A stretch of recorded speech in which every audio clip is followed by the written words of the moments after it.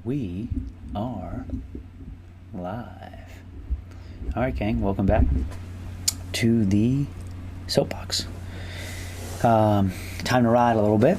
And I got some good feedback on last week's podcast, sort of those 5 questions. So one kudos to that individual that sent me those questions, followed up with me and said that those answers really helped him out. So that was something that I really appreciate that. And it's nice, kind of finding my groove. I'd get a lot of emails, a lot of questions, some people asking me things. And, I really enjoyed that idea of answering it on a podcast because, again, the purpose of this podcast isn't to, appeal to every person in the world, but it's to help, the people that sort of have the niche of CrossFit or other things that I talk about. So if I can help more than one person, I'll find value in that. It's like, when you answer a question at a seminar, when someone asks a really good question, as opposed to just answering one-on-one, you answer it to the entire crowd, and hopefully a handful of people can get insight to that beyond the person that asked the question. So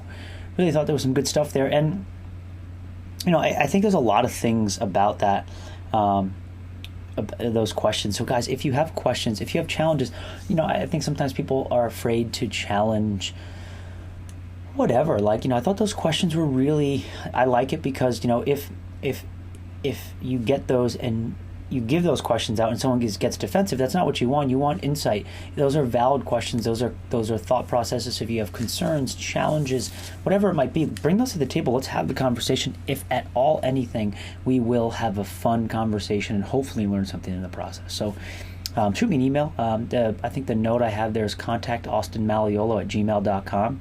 Contactaustinmaliolo@gmail.com. Shoot me a note. And I'll be able to kind of square you guys away from that perspective and hopefully get some good episodes in. But what are we going to talk about in this episode? So interesting weekend, and I just put up a post on Instagram, and I just visited. I went home to see my father, and then and my brother as well as my sister, which was cool. But the reason why I went home is mainly because my dad is selling the house. They're moving. It's like everyone does when as they get a little older. They downsize. Carter's moving out. My brother's name's Carter, so he's moving out. So they actually with the pandemic that's happening, they live in upstate New York. They were able to get some offers that weren't coming in prior because everyone wants to leave the city. So with that said, I was like, gosh, I got to go home and not only see my family, but also I got to go to the house one more time because, in a month it won't be theirs. And it's a really surreal thing. And I don't want to get too sappy or emotional, but, it's one of those things where, for me personally, my childhood was relatively disjointed by my own doing, my own, behaviors. So home has never been a place for me. It's like, I love going home. I love my family. I love being around them, but it's not like, I don't have I want to go home and see, I don't really have any, friends, maybe exception of one that, and plus I haven't seen him in years, right? Just because of the way life goes. So so going home, it's not this thing of I do it often, I don't go home too often, but my house and it's where I grew up. It's where for essentially my childhood was. And the reason why I think it's important, the reason why I want to chat about it is because, one, it's on the front of mind, but two, also it's where I started my CrossFit journey. I was talking to my dad today about it, and my dad's 63 years old, and I put up a post just about how we did a workout, and at 11:30 in the afternoon today. It was my dad's 63, I'm 33, and my little brother's 22, and we were able to do a team workout, and we all did the same things. We didn't, and it was really impressive. I think I really thought about it's one, just recent college graduate, right? Everyone knows what that's like for a lot of people. But Carter was able to, he's, been staying fit and doing the damn thing. Dad, 63 years old, and we all unfortunately know what age can do to people from a fitness perspective. And, and then there's myself, and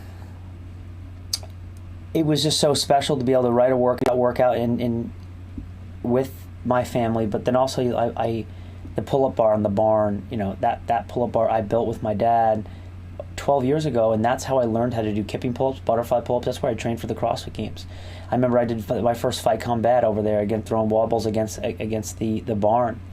I remember running on the road it was an oil and stone road, and I had to look up what a 5K was because that was what CrossFit.com had up, whatever day it was, and I was like, what the hell's a K? I had to look up what a K was. 5K, Jesus, that's 3.1 miles of running. It's a lot of running, and I just remember I actually ran intervals in between telephone poles.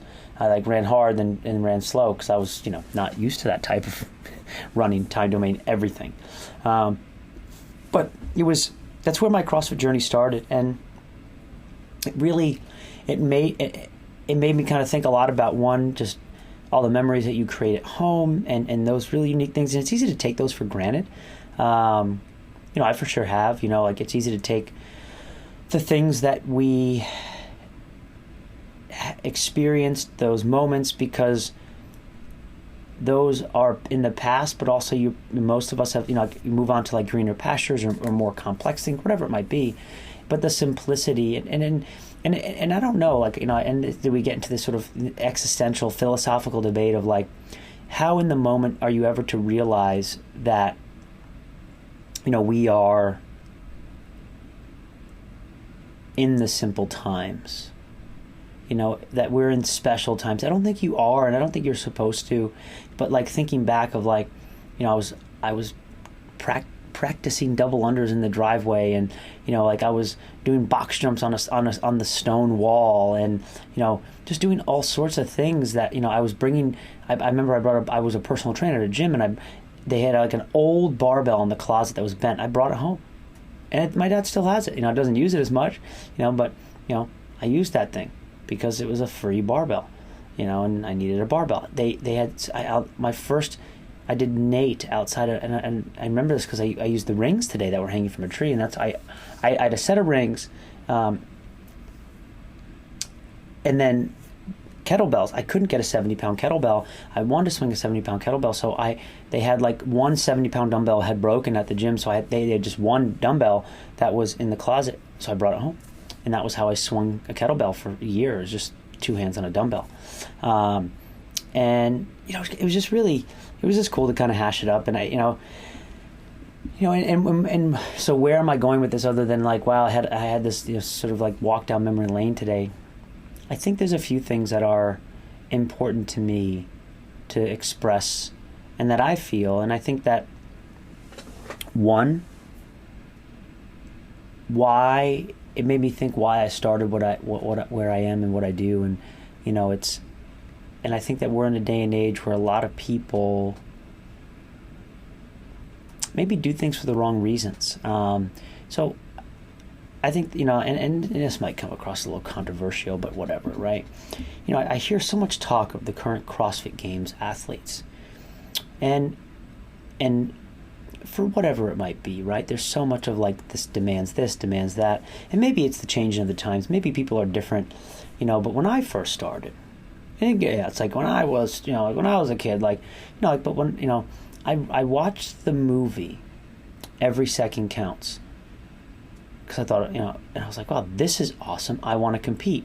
And when you watch that movie, right, they're just a bunch of people that they follow that are training for the CrossFit Games, and they're just people. They're either trainers, they have other jobs, and it was really cool. And like they just worked hard and did CrossFit, and they followed, and it was cool, and that's when Jason Khalipa won the games that year.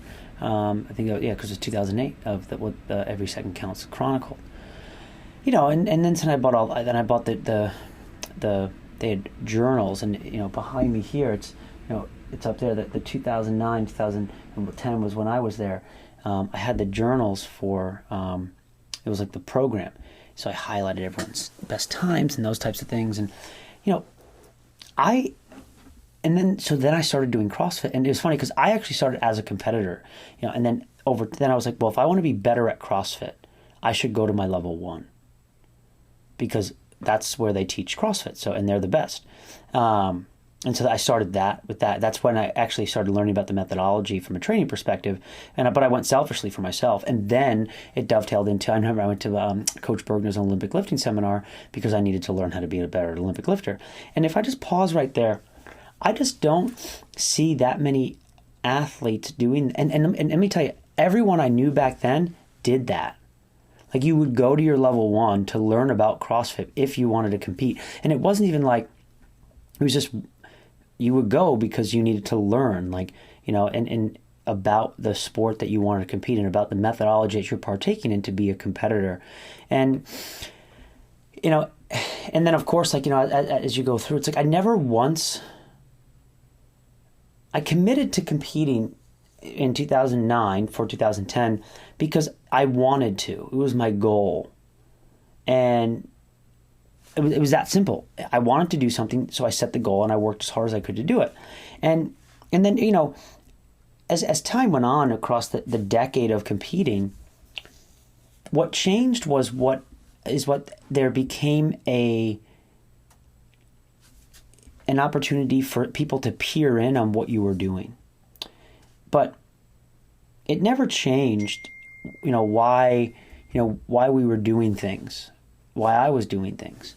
It became weird at points to feel that people were watching me work out or actually cared, because in the beginning, no one did, right? Because why would they? No one even knew it was happening. So it was unique to be a part of that. And the reason why is like I was training in my, at my dad's house. It's not that, and this is not unique to me. So many other people follow this. And I guess the reason why I'm talking about this is because I think that at some point you got to look back and remember why you started. And if you started from something like that, which I think so many people do, don't lose sight of that. And if you started for another reason, be honest with yourself. I wanted the fame, I wanted the fortune, I want this or that. I would say you need to reevaluate, because you're probably not going to be that good. And quite frankly, it's not going to be that fulfilling. There needs to be an inner purpose, an intrinsic drive that's driven because of who you are, not because of what other people might think who you are. And then from there, just never lose sight of what you are doing. And what I mean by that is, like, when you start to feel entitled to certain things, ask yourself, well, why am I in this situation? I volunteered to be here. Why am I doing this? Because it's my choice. Are there so many other things that are going on that have given me the opportunity to do this, like the games and all that stuff? Yes.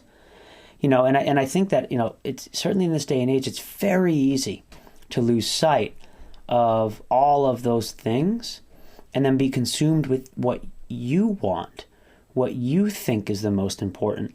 Because the reality is, unfortunately, none of that really matters.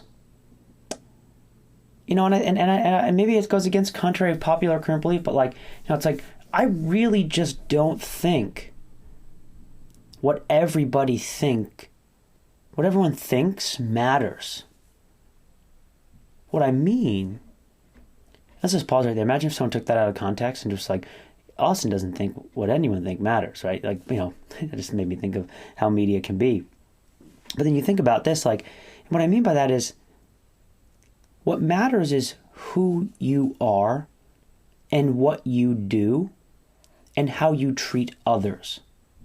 And if you're in a situation, if you are being treated, if you are, in ways that you don't like, well, remember, the easiest thing for you to do is not to, what do the Stoics say, right? The Stoics say, well, what are you in control? What are you not in control of? When you manage that process, it's freedom, right? So that's very important. But also, I remember this about the games. Like, games are voluntary, 100% voluntary. Everyone's like, and I hear that people like say the athlete safety. I thought, never once did that cross my mind. Maybe I'm the idiot. Never once did athlete safety or my safety ever cross my mind when I was competing. And I'll tell you this, because I didn't care. All I cared about was winning. And it was my choice to be there, and I made sacrifices to be there, and that was it. Now, did I put thought into how the event was, from a safety perspective, was run? Not really.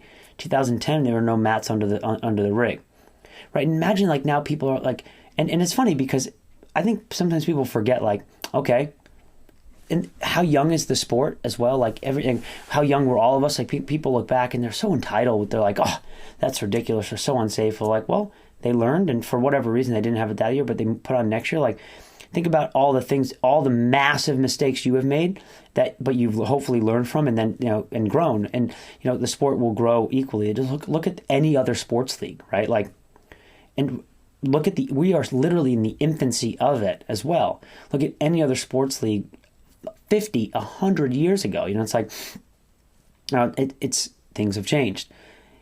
People also forget that too. This level of instant, immediate, I need because I'm important type of thing is like, oh gosh, like I don't know, like I just don't think it works that way. And it did that those emotions got spurred up today because I just remember how raw it was and how raw it still can be. And I still think that like the best in the room will just get the job done no matter what, and without need for anything. Without need for any recognition, without need for, it's like, I was talking to a few other games athletes, of my era. It's like none of us ever did it for anything other than we just loved working out and we love CrossFit. And I talk to Rich a lot, and one of the things I admire him about is like, he's always fought for that same concept. Just be the hardest worker in the room, stand for what you believe in, and try to fight for that, right? And those things are really important to understand. And, I think that wherever you're at in your journey, whether it's from a coaching, an athletic perspective, whatever it might be, where did you start? And it also made me think about this today. We're at a tough time in the fitness space, certainly the CrossFit space for coaches. But I thought, man, like when I started coaching CrossFit was when I got into the CrossFit space, it was, end of college. That was like during the financial crisis, and so if you look back at like a lot of the models now, like you're seeing like what's happening now being compared to the financial crisis. So it made me think, all right, well, what was the landscape like for me then? Do I give advice for young coaches right now? And I think you're in a lot harder position if you're 30, 40 years old, 100%.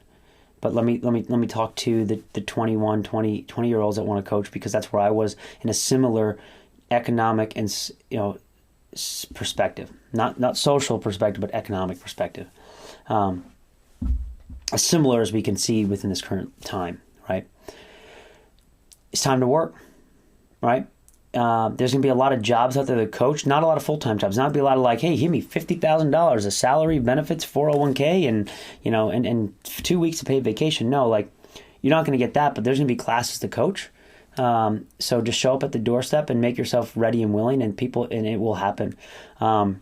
And I think that's the biggest piece of advice. That's what, and just coach your butt off, coach and train, and because if you're the first one there and the last one out, and you're there consistently, you'll end up getting a full-time job when one is available, and obviously we will bounce back. And I think for those that are, sort of in the tougher spot of like, hey, like, well, I really need some of that security. Maybe I lost or I'm looking for it. I think it's tough, like, because at this point, how you gotta ask yourself, how are you separating yourself? Because you have to be the hardest worker in the room, but you also have to be better than everyone else, because there's going to be less. There's going to be less opportunities for people to coach, because there's going to be less classes. There's going to be less all of those stuff for a while. So you now need to separate yourself, but also make yourself a part of a community. Because I think a lot of people are doing their own thing, which is important, but also be a part of something bigger while you're doing that's important. And I think that's one of the biggest pieces of advice I can give sort of the more vets out there is like, yes, doing your own thing is sexy. There's a lot of pros and cons to it, but being a part of a bigger vision can really, and investing in that says a lot to whoever's a part of that vision as well. So those are just some things I was thinking about today, because obviously, I just remembered when I started, because that's where I started my transition to CrossFit, in that driver that I worked out in today for the last time. So that's what I wanted to hit you with. It's amazing what an environment can provoke from an emotional perspective. And I do think the Stoics say, I'm a fan of Stoicism a little bit, is like, going for walks is really important, and in different environments, and there was a lot of value to doing that. So if I were to have another takeaway today, is maybe put yourself in an environment that forces you to just think and be a little different than your normal day to day, and you might have some benefit there. I know I did. So that's what I got for you. Put yourself in an environment that is not something that you're used to day in and day out, and let yourself just be, and let yourself just think. I know it's hard for me, but I was able to achieve that a little bit and wanted to share that with you guys. 20 minutes. That's the soapbox. Appreciate it. Love you guys. See you next week.